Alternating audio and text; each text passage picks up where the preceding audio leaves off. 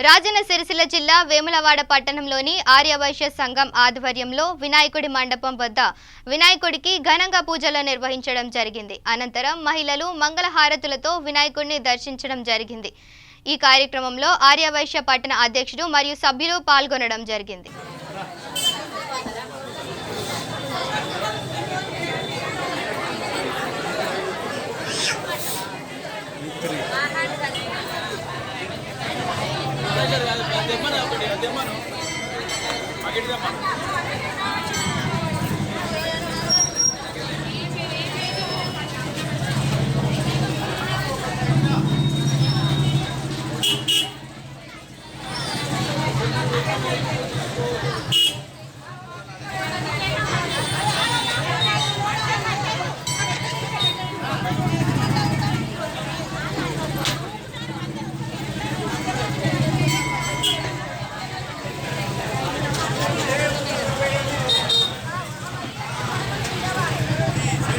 నవరాత్రులు గడిచిన తర్వాత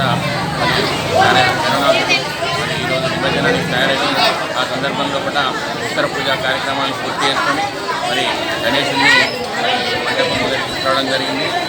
వేములవాడ పట్టణంలో ఉన్నటువంటి మహిళలు భక్తులు ఆర్యవైశ్య సోదరులు అందరూ అధిక సంఖ్యలో కూడా వచ్చి హారతులు ఇచ్చి ఆ గణనాథుని కృపకు పాత్రలు కావాలని కోరుచున్నాము.